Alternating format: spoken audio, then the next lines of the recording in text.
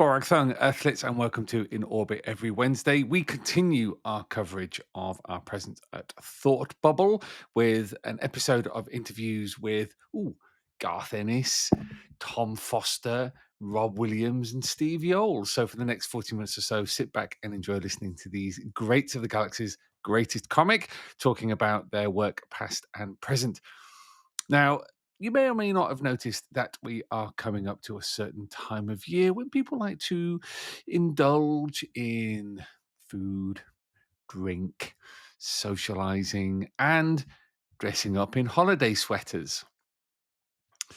You can go to the Rebellion web store at shop.rebellion.com/2000 AD, where you will find a selection of the latest 2000 AD Christmas jumpers. I don't know if those on YouTube can see this one, but it is a rather fetching Umpty Candy reference jumper. There's several others, including Judge Dredd, Rogue Trooper, etc., etc. So go along to shop.rebellion.com and get yourself a Christmas sweater so that, you know, you can either essentially threaten your family and in-laws or make sure that people know that you're a fan of the galaxy's greatest comic. Now, plug it over. Let's carry on with our coverage of Thought Bubble 2025 when we got to speak to some absolutely fantastic creators.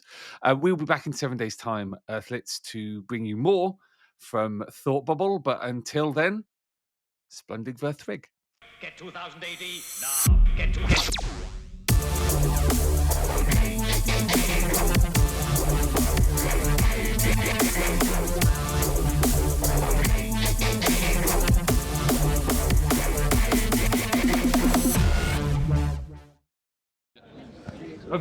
We're here at Thought Bubble with Garth Ennis. This is your first Thought Bubble, isn't it? Yes, it is. Yeah. How are you finding it? I liked it very much. I mean, probably the best part has been reconnecting with so many old friends after being away for so long and being off the British scene. Yeah. But, you know, like last night, drink or two with like Sean Phillips, Duncan Fegredo, Dean Ormston, Ryan Hughes. These are guys that, like, once in my 20s, their 20s as well, we were all sitting around a table talking about, I don't know, the launch of Revolver or something. Because it was a remarkable generation that you came up through, and that kind of the late 80s, beginning of the 90s, and some of you then immediately, some quicker than others, went on to work in America as this big, kind of, by that point, third British invasion, I think, that took place. Looking back on that now, was there any element that was obvious to that? You were like, actually, these are so fantastic. Of course, you know, they've got long story careers ahead. Or were you all just still kind of finding your feet? I mean, we were all so young anyway. Yeah. I mean, it was a time of incredible optimism because we hadn't quite realised yet that there was an element of the false dawn to it. That Crisis sales weren't all that great, that Revolver was about to go tits up 6 months after its launch. The deadline was, well, it had a big cultural impact, but that's about it. That the whole idea of adult comics in the UK in terms of anthology monthlies or bi-weeklies was not going to work. It seemed like a great time, but yes, the future actually lay in moving into American comics for all of us. So as I say, sort of a false dawn, but for a little while it felt pretty great. It was a great time. I want to talk to you about Battle Action, because we've got a recording of big chunks of the panel you did. Right. And the reason for that is with Battle Action, you know, you've carved your space doing war comics over the last year. You know, it's what you've always wanted to do. It's what you enjoy doing more than anything. Yeah. I'm thinking, you know, Sean Phillips began his career doing girls comics in the 1980s, and you can actually, I can see that influence in things like Fatal and the stuff he's doing with Ed Brubaker. What's your kind of mental space? What's the mental landscape of you with Battle Action? Is it just is it the child kind of getting to play in the sandbox, or are you bringing something else to it? It's a matter of things coming full circle. Yeah. You know, I read these incredible war comics as a kid. I slowly come to understand that these are based on reality in a way that the 2000 AD stories aren't. Yeah. I get an interest in military history and memoir. Eventually, one day I do my own war comics, and eventually the opportunity comes to revive battle action. At which point, we find out whether or not there's an audience for those old characters, if there is any life left in them. I'm pleased to say it looks as if there is. Yeah. You've also got you've got a story coming up in, I think it's the magazine, with basically Messerschmitts over the cursed earth. Yeah. Which, you know, we've had Messerschmitts over Mega City 1, Right. and now this is out in the cursed earth. You seem to take particular glee in doing these little mashups, because of course you did Road Trooper Blighty Valley. Right. I mean, that kind of crossover with your multiple interests kind of converge. Yeah, it's a little different. Blighty Valley was really created out of whole cloth. The idea was that Rogue Trooper would interact with warriors of another era, take part in a war from another era, and we would look at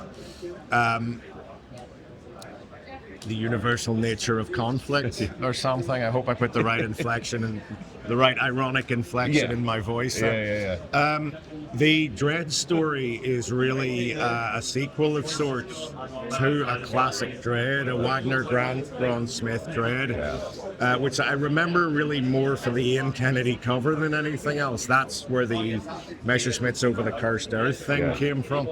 But you know, anyone who remembers it will remember a truly ludicrous 6-7 pager where a bunch of World War II era fighter planes appear over Mega City. They do, I guess, what they do, which is attack everything in sight.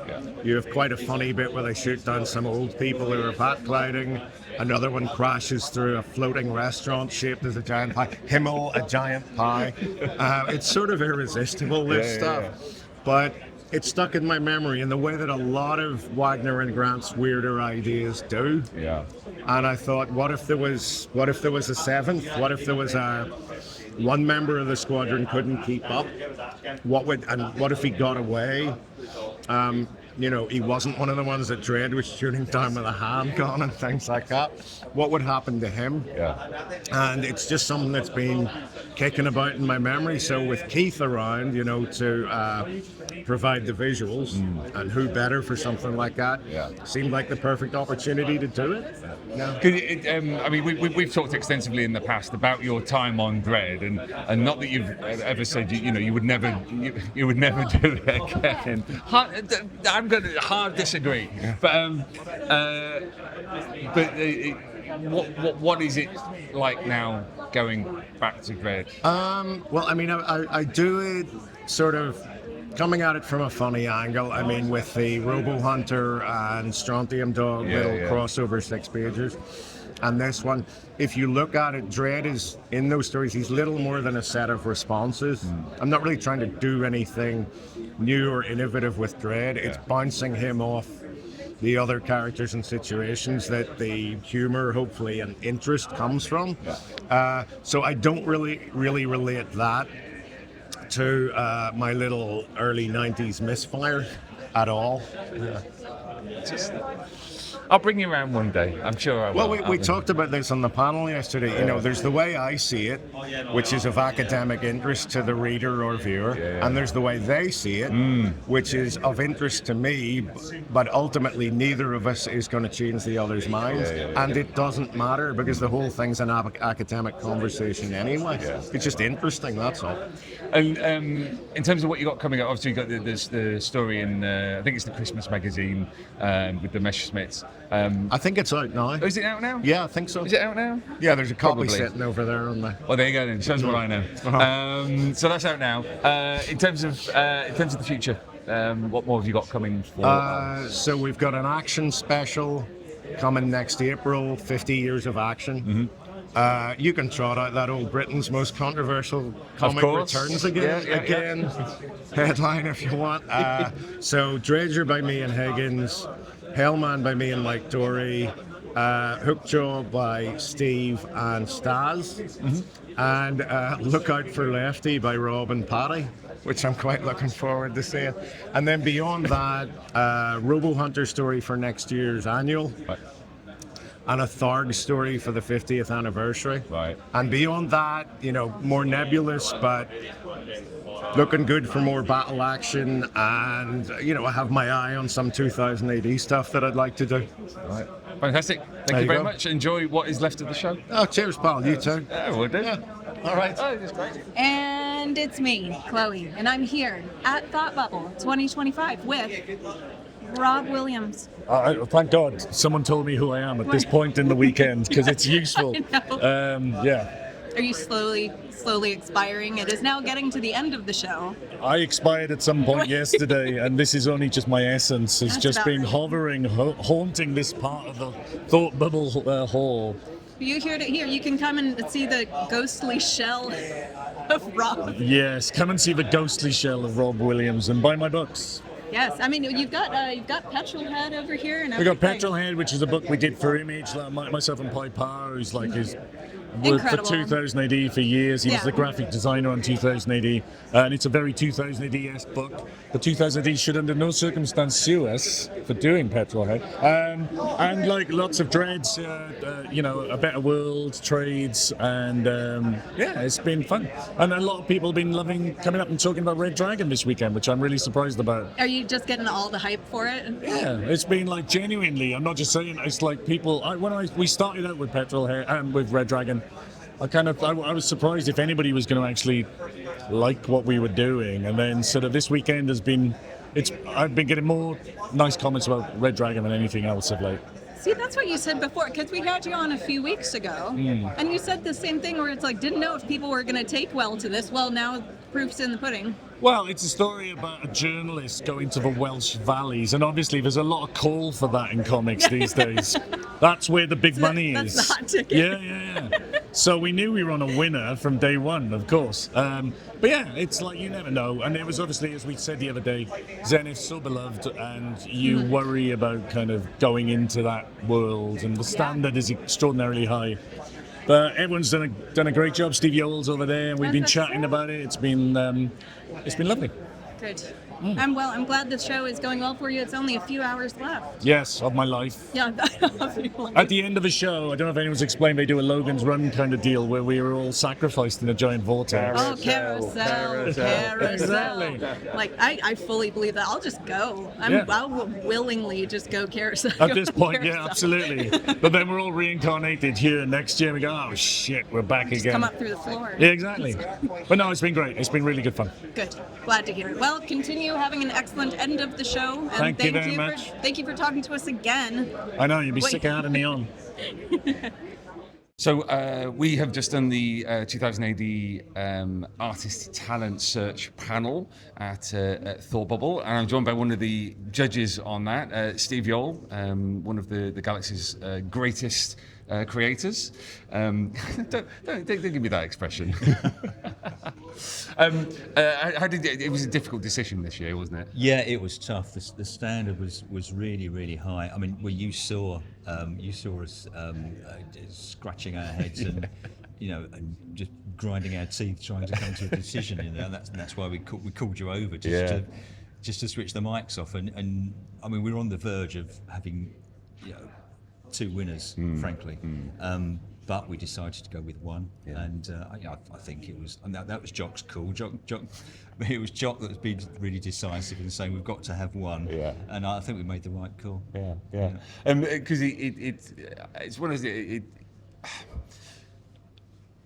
A lot of people think those panels are cruel, but also I think it's such a learning experience for everybody, and so great for people to be able to like kind of look behind the scenes really and say, oh, these are people who aren't professionals, but there's their work up on the big screen, and they're getting advice from yourself and Danny and Jock, which, I mean, that's kind of worth its weight in gold, really, isn't it? Yes, yeah, definitely. I mean, they are cruel. I mean, I haven't. This is the second time I've done this, and I remember the last time I did. I was looking out at one of the entrants that didn't make it, and they just looked absolutely crushed, and I felt terrible.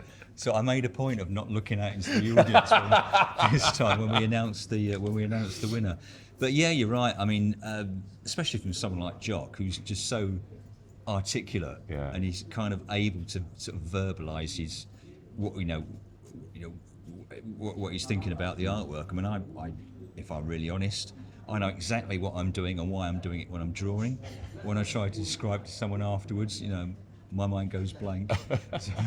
Well, hopefully, I mean, I hope they have. I hope everyone has got something out of.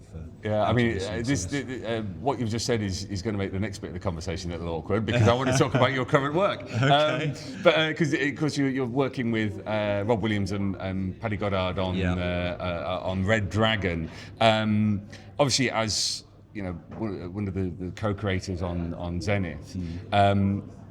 What has been your experience coming back to these characters? Because you're drawing the flashback episodes, aren't you? Yeah. It's felt like everything old is new again, really. It's funny coming back to them. It did all feel very fresh in a strange kind of way. I mean, that may have been because I've switched methodologies slightly. In that I'm inking on the computer, so I'm analog pencils, digital inks, which makes everything feel a bit different. Yeah. And obviously, I don't draw the same way as I did when I last drew them, which is a squillion years ago now. I guess I'd use the phrase "everything old is new" again. It was fun. It felt new. A big shout out to Paddy for his pages, which look fabulous. And I think it's a credit to Rob's script writing, really, that he's kind of managed to tread this kind of slightly odd, awkward line about using. I mean, it's not in some respects. I shouldn't say this. It's much more about Martin Hand than it is about Shadwell, and he's kind of pitched it exactly the right level, I think. Because I mean, Chloe and I have talked about this on the podcast. The response to the series seems to have been fantastic, and there was a certain amount of nervousness in the office about going back to Zenith, because A, it had been so long since there'd been any more stories, and B, it's one of the iconic characters in 2000 AD. So you never know whether it's going to work and whether people are going to care, but they really seem to connect to it, and the fact that you're handling those flashbacks and Paddy's handling the kind of current day storyline, it merged really, really well. I mean, do you see Paddy's pages, or are you working blind? I'm working blind. I made a point of not looking at them because I didn't want to be sort of influenced by them. Yeah. But yeah, I mean, and it was a great idea of Rob's to have the flashbacks in colour and the present day scenes in black and white. I mean, the point being to sort of draw a parallel between the optimism in the 1960s and the crushing truth of how it all turned out. But yeah, you're absolutely right. Yeah, and I mean, what? Not with discounting your experience on Red Dragon, how do you feel about Zenith all these years, this squillion years later? Because that's the series that put you on the map, really, wasn't it? And how what's your attitude towards the character and your work on that series as well? Yeah, well, there's no getting away from him, really, for me. I mean, the vast majority of sketches I've done at this convention, as always, have been Zenith. Yeah. So, yeah, I mean, I suppose in some respects he's the gift that keeps on giving. But yeah, sometimes I love him, sometimes I can't stand him. But it's just like being part of one big dysfunctional family, isn't it? You can't choose your family. True. And I mean, have you found the show? You've got people coming up to you and I presume wanting to talk about Red Dragon. And yeah, saying how much they've enjoyed it, which is great. Yeah, broadly speaking, I found the show tiring. And you may quote me on that, sir. No, fantastic. Thanks very much, Steve. Really appreciate your time. And thank you for doing that panel, because that's. You're welcome. It was, like I say, it was mind-bendingly hard, but it was fun. Yeah, brilliant, lovely. Everyone is packing up now that Thought Bubble is coming to an end, so we may well hear the announcement as we're recording. But I wanted to get a couple of minutes with Tom Foster, who I just took your name in vain upstairs because we just had the 2080 Artists Talent Search, which of course I was very nearly there for it. you were a previous winner. Oh of yes, that. absolutely. Yeah, but I won it in 2013. Is that how long I've been doing it? No, you've been doing it longer. You've been doing it since 2011. That's. I'm upset about that. I'm upset. But I want to come along, not to talk about that, but to talk about what you're working on at the moment. Oh, okay. Which is the Trigon Empire. I believe it's Trigon. And I've been I just got told off by somebody who heard it from Don Lawrence himself. Well, see, we got told off by Ben, who'd heard it from somebody who'd heard it from Mike Butterworth himself, I believe. This Wait, means so war. are you telling me that Don Lawrence said Trigon? I'm pretty sure that's what the guy was saying. Right, well, I guess I now have license, because I was always pronouncing it Trigon as well. Trigon? Doesn't matter. Let's call the whole thing off. It'll be a fascinating debate to encourage attention towards the strip. Comment in the put your opinion in the comments under the video, Flitz. Smash that subscribe button. Oh, awful. Hate it. But let's talk about your work on it, because this is a project that seems tailor-made to you. Well, considering it predates me by a good year or so, like it's been 40 years, I think, since the last Trigon story. But it's that tells you something about the timelessness of my work. I was initially quite surprised when they got in touch, because I don't really have much history with the Trigon Empire stuff or any of the old the stuff that basically now the rights reside with Rebellion.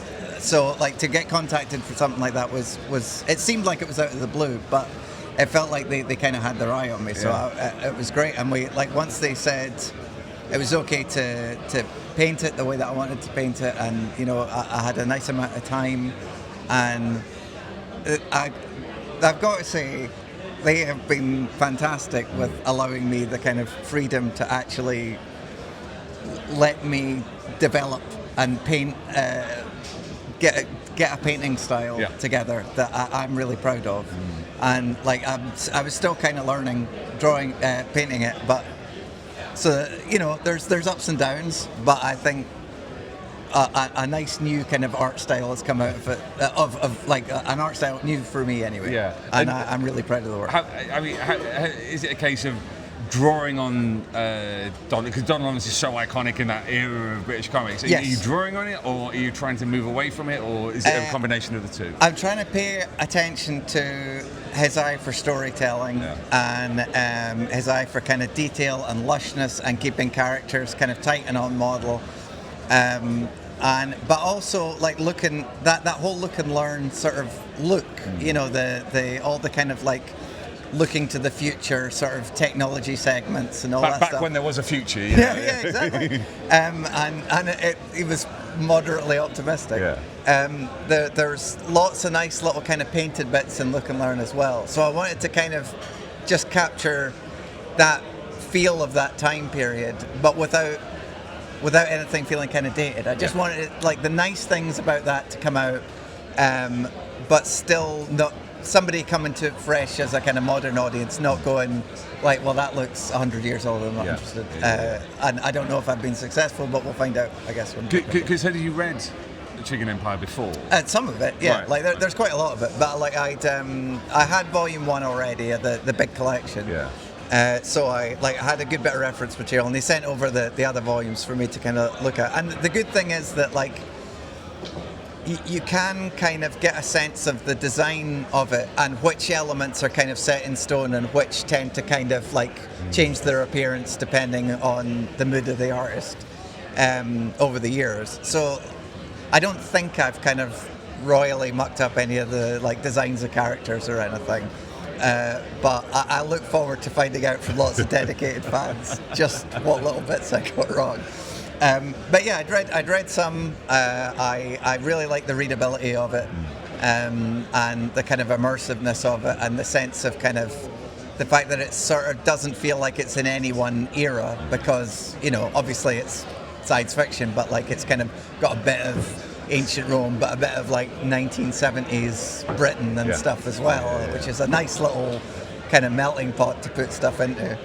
I did. I feel like I took to it quite well. Yeah. I really enjoyed working on it. Oh, fantastic! Well, I'm looking forward to seeing it. Thank you. Everyone is now packing up, so I'll let you get away and start putting your stuff away. Have you had a good show? Yes. It has been a good show. I really happy with some of the sketches I did this year. Got to meet a lot of very nice people. Most of them not for the first time. There's all the same friendly faces come by and say hello, and yeah, the people who come back to Thought Bubble every year and swing by the table are just it's so nice after being cooped up in the studio for a year to just be able to sort of have a wee chat with folk who've read the stuff and like the work. It absolutely kind of makes my year. It's fantastic. Brilliant, wonderful. Thank you. No problem. Thank you very much. Cheers. Get 2000 AD now. Get